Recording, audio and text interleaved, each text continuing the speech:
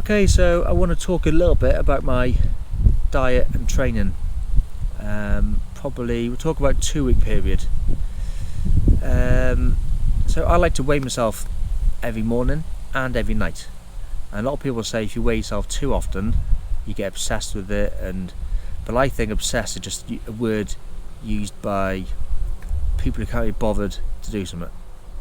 It's not hard, is it, to get up in the morning? I go into the bathroom every day, have a shower, brush my teeth, have a wash and things. It's not hard to drag a weighing scales out and weigh myself. I got an app which I put the weight into the app, and that's it. It does the graph for me. I can print screen. I haven't got to do anything. So 30 seconds of my life weighing myself. It's not hard. And then before I go to bed, do the same. If I've had a really big meal, I can weigh myself after it, just so then it plots on the graph my heaviest part. If I've had a day where I've been out sweating and done a 5-hour exercise walk or something, I can weigh myself again, and it'll show the plots. The more plots you got on the graph, the more you'll know. So like at the end of the month, you can weigh yourself, and if you've only weighed yourself once in a month and you've only lost 3 pounds, you haven't got a clue of where you done well or where you done bad. But I know if after a month I want to lose weight and I put on weight, I can see then where it went wrong. Where was it low? Where did it go high? What happened on that day? Maybe I had an accident. Maybe I had an injury, or a family occasion, like a birthday party or something, and that's okay.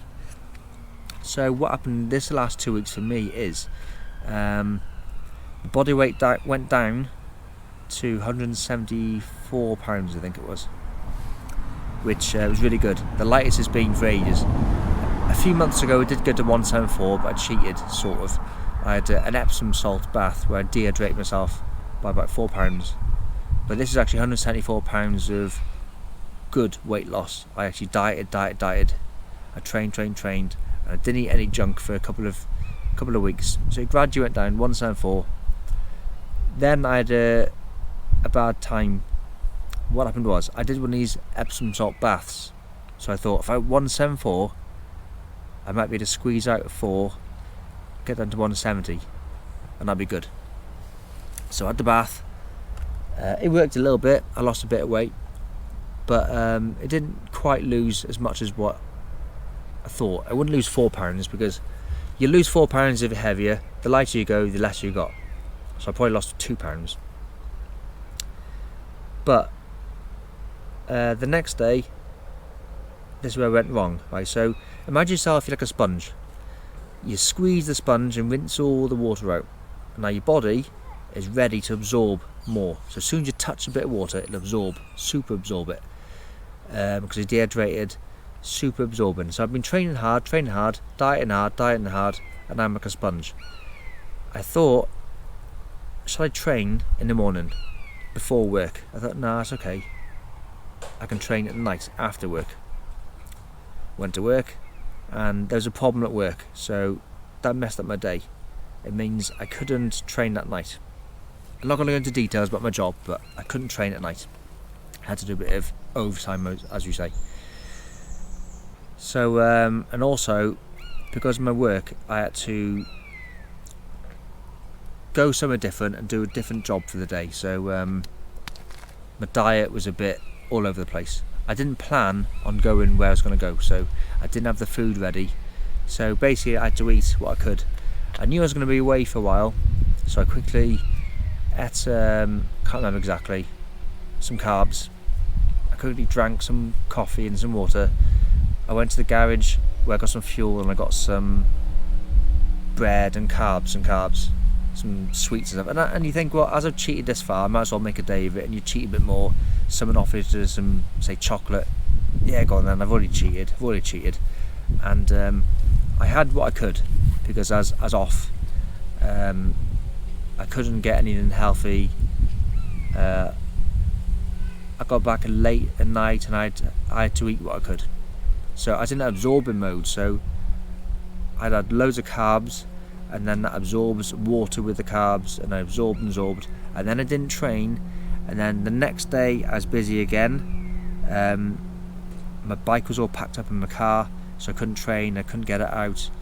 So I didn't train for about a day or two. So from being at my lowest weight, then to being a sponge, and then to eating junk, and then not training, the body just absorbed all water and fluid and everything. So basically I went from 174 pounds on the one day, and the weight went back up to 186 pounds. And that was about a week ago now. So today's Monday, yeah, I think it was last week. So I've managed to keep my carbs real low. I pretty much have, well, some days, most meals are pretty much 0 carbs, no bread, don't have chips, no potatoes. I'll have sweet potato or jack potato every few days, like a half of one. My enemy is biscuits. You know, if I have a custard cream biscuit, they're 100 calories each. I could easily eat a pack of biscuits. Chocolate digestives, bourbons, I could easily eat loads of them. Bread, jam sandwich, jam on toast, easy. But I've been really good, and I've trained as well. So my training isn't, it used to be long training sessions, 2 hours. I even done a 3 hours or 3 and a bit hour turbo training session. I know in February, when I was aiming for 800 miles, I was doing 2 or 3 hours a day. My training at the moment is real small, real light, like in time wise, only an hour. Yesterday's 45 minutes, day before that was only half an hour. But it's still, on a good day, a training session's 700 calories, 800 calories. I did a couple of hours the other day, which was I think 1200 calories, but my diet is only 1400 calories, so it works out like I've only eaten 200 calories for the day, and that's good quality protein. I monitored my fat intake with a low carb intake, so my body weight's gone from that 185, 86, it's gone back down today to 179. So as long as I keep this up for next week, I could get that down to 178, 77, 76, get to the 174 point. But then that time, what I'll do is don't cheat, but maybe have a little rest day, let it go up to 175, 76, relax a little bit, take the pressure off, and then hit it hard again.